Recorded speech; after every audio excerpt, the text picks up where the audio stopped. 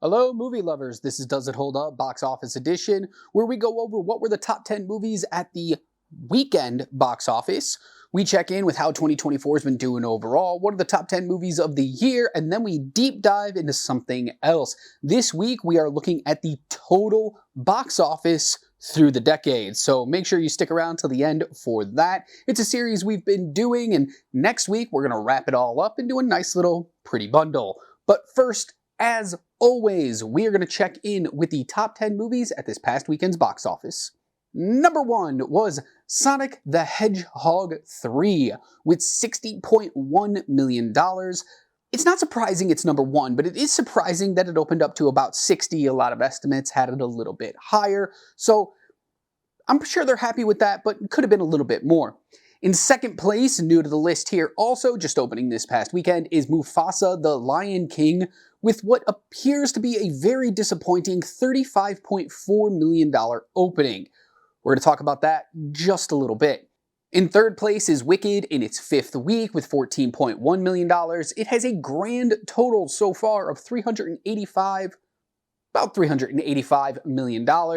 It actually surpasses Moana 2, who is a week later. Wicked opened up a week earlier than Moana 2. Moana 2 is doing very well, but Wicked has turned the tables now after a few weeks of being behind it, because Moana 2 drops into 4th place in its 4th week with another $13.2 million, and its grand total is $359.1. And in 5th place is another new movie to the list, Homestead by Angel Studios. Angel Studios has made a nice little name for themselves here, where they release movies that they didn't spend a lot of money on, and they make a decent amount at the theaters. They're kind of like the Blumhouse, but for more serious dramas. It took in just over $6 million. Now, I said Sonic wishes it probably had a bigger opening, and a lot of estimates thought it would be a little bit higher than this, but how does it compare to the other 2 Sonic movies, since this is a third in a trilogy? Let's take a look at those. The very first Sonic the Hedgehog, all the way back in, oh my gosh, it feels like it's been so long, but it was only 2020 when this movie came out. It opened up to $58 million in its opening weekend. Sonic 2 opened up to $72.1 million just a few years ago. And as you can see, Sonic 3 opened up to that $60.1 million. So overall, it's the second highest opening for the trilogy, but far behind Sonic 2. And if you take the adjusted numbers, adjusted for inflation, you can see that it actually falls down into 3rd place, quite a distance behind the other 2. Sonic the Hedgehog's adjusted number moves up to $68.1 million, while Sonic 2's adjusted number moves up to $73.8. So you're looking at it opened about $8 million adjusted for inflation behind the very first movie in this trilogy. Now, we are about to go into the holiday week. Well, we're currently in the holiday week, and we're going to be in another holiday weekend this upcoming weekend. How strong can it hold? If it has a relatively low drop, you can see it compete really well with these other 2 movies.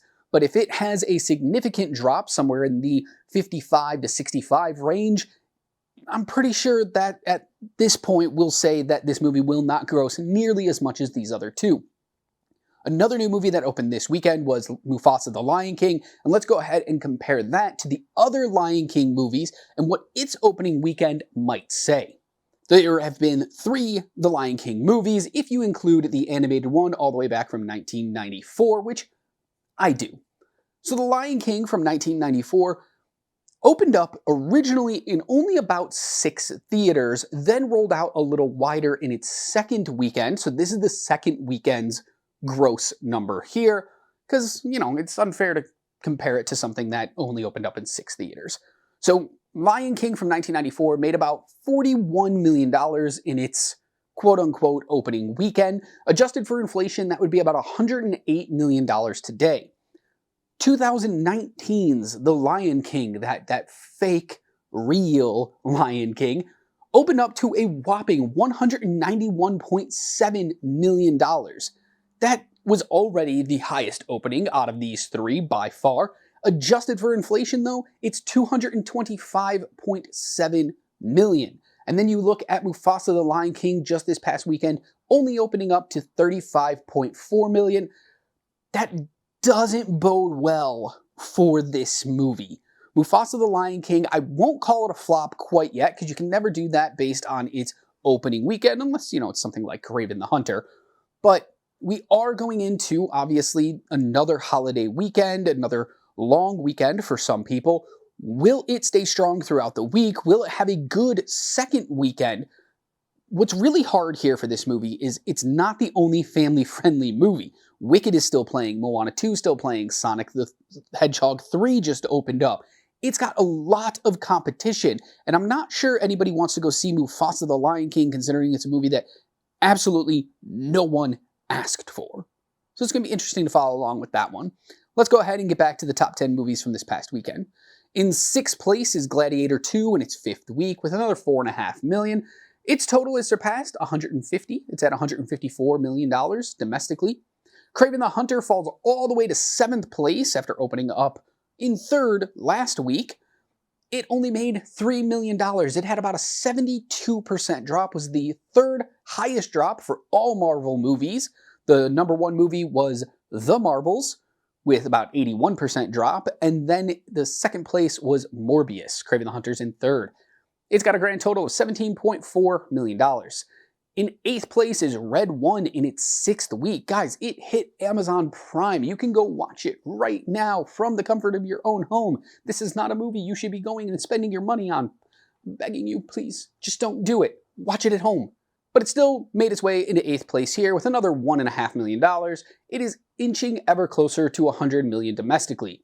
In 9th place, dropping just as much as Kraven the Hunter with a 72% drop, is The Lord of the Rings, The War of Rohirrim with $1.2 million. It's only made $7.3 million so far. Luckily, it had a very small budget compared to every other Lord of the Rings movie, but that's still not a good number. In 10th place is The Best Christmas Pageant Ever, still hanging on in its 7th week with about $780,000. Next up, we're going to take a look at the 2023 versus 2024 chart, as we always do. I say this every single week. You don't know where you're going unless you know where you have been. So we like to compare weekend to weekend to see how well 2024 is stacking up against last year. This is the 51st weekend of the year, and last year, in 2023, Aquaman 2 opened up and led the way to all movies making about $94.4 million.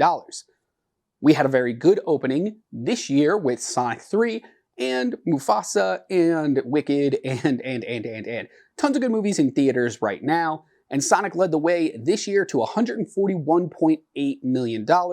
So almost $50 million difference. That's big for 2024. Right now, as it stands, 2023 has won 30 weeks out of 51, with 2024 winning 21. It's been a strong surge in the second half of 2024, kind of coming back here. If we had a bigger opening in the beginning of the year, wouldn't be as bad. About $450 million-ish behind 2023 in overall gross at the weekend box office. We're not going to get there with only one weekend left, but it's much closer than you would have thought looking at just the beginning of the year. And the last chart we're going to look at for the modern box office is the 2024 top 10. What are they, and do you think they're going to change by the end of the year? There was a small change on the chart this past weekend. Wicked jumps into the 3rd spot, passing up Despicable Me 4, which drops down to 4th. And next week, there's going to be another change. Moana 2 will pass up Despicable Me 4 to become the 4th highest grossing movie of 2024. The rest of the chart all looks the same. And really, it's going to depend here on, can Sonic the Hedgehog make $194 million to jump onto this chart? We're going to have to stick around to find out. As I said at the beginning of the show, over the last couple of weeks, we've taken a look at things like the amount of movies that have been released theatrically over the years since 1980 to present day. Then we took a look at the amount of tickets sold for those movies for each year. And this week, we're going to look at the total box office gross for every calendar year since 1980 to 2024. I know that sounds like a lot of numbers, and it really is. So I understand if you need to pause and look at these charts a little more. I'll go over as much information as I can, because you'll notice on these charts that there's going to be 2 lines per year. The one line, the colored line, is the one that represents the actual box office gross from that calendar year. The gray line is the adjusted box office gross, so we can kind of see how these older years stack up against the more recent years. First chart up is the 1980s. Wide difference here between the blue lines and the gray lines, and that's because in 1980, the unadjusted box office was sub $2 billion. But adjusted to today's numbers, it would be about $7.8 billion. That's a huge difference. And you can see that the beginning of the 1980s, decent numbers, but we really don't start growing until the second half, from 1984 onward, reaching a max in 1989 with $4.1 billion at the domestic box office. Adjusted for inflation, that would be $11.1 billion, which is more than what we're going to make this year in 2024. Moving on to the 1990s, kind of gradually goes up again. You can see more and more people are going to the theaters at this time, but the unadjusted to adjusted numbers are starting to close the gap. That's going to make a lot of sense as we get closer to modern day. 1990, it was about $4.4 million with an adjusted of 11.13. 1991, similar. 92, similar. 93, 4.8.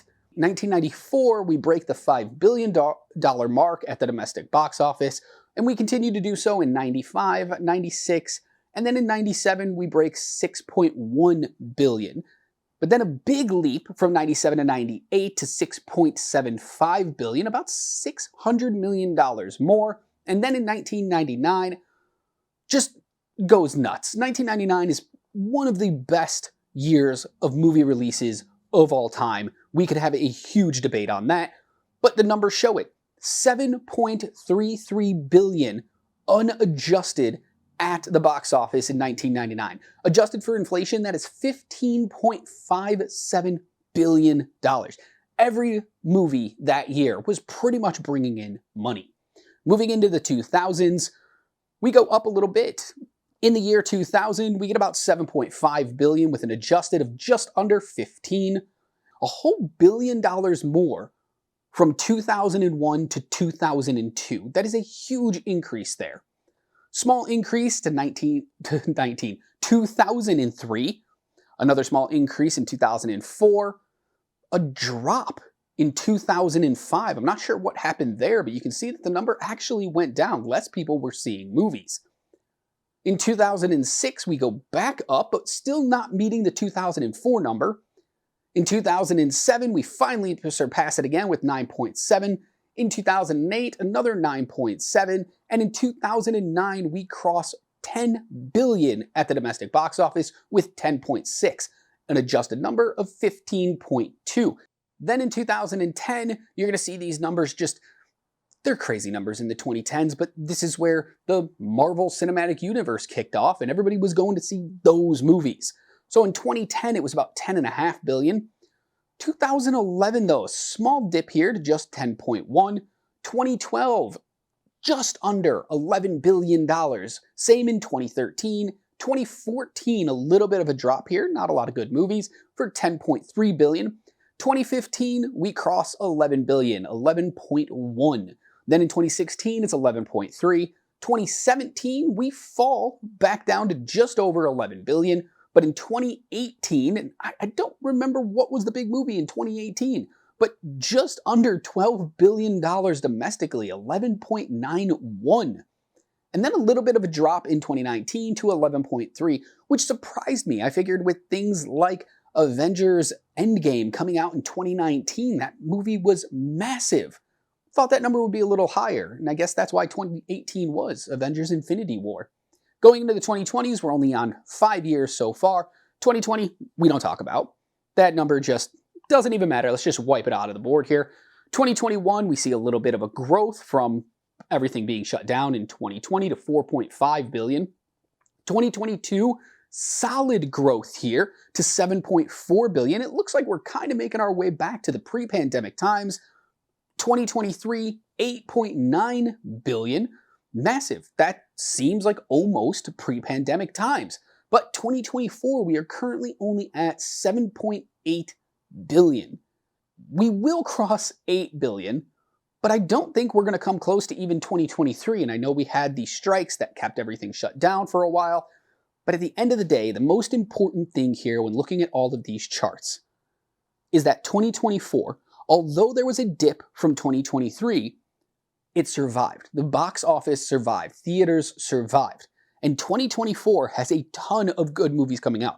All those movies that got pushed back and had to wait to do their reshoots and all that good stuff are coming out next year. So I expect the box office to go up slightly. And we have 2 more charts to finish up on. Next chart here is total box office. This is unadjusted total box office. Since 1980, theaters and movies have brought in $315 billion. And here's the breakdown. In the 1980s, it was $29.3 billion. The 1990s, $54. 2000s, $91. 2010s was the high of $109.6 billion. And the 2020s so far in just 5 years is about $30.7. Obviously, the 2010s have the highest piece of the pie here with 35% of the total box office since the 1980s. But look what happens when we adjust for inflation. The 1980s goes up to $91.4 billion and jumps up 8% from 9 to 17% of the total box office, which is $550.4 billion adjusted. The 1990s goes up 7% to 24 with $132.2 billion, and the 2000s goes to $155.1 billion, adjusted for inflation. That is our highest grossing decade across all movies, and yet it still lost a percentage point because of how well the 1980s and the 1990s adjusted. 2010s adjusted to $140.1 billion, coming here in, second place now instead of first place, and the 2020s is $31.5 billion in last place, but that's because we're only 5 years in, still got 5 more years to go. So that's how the total box office looked over all the decades since 1980. And next week, we're going to finish up wrapping all of this into a nice little bundle when we look at the average gross per movie released in each year to figure out if it's just the numbers are there because of inflation, or if maybe the same amount of people are going. If we're just going to kind of wrap it all up and see what it kind of looks like overall. That's it for the show this week. I'll be back again later with an Oscar Redux going to the year 2011 to pick my winners for the Academy Awards. So like, share, subscribe so you never miss a video from us. And until I see you then, remember to be good to yourself, kind to others, and keep watching movies.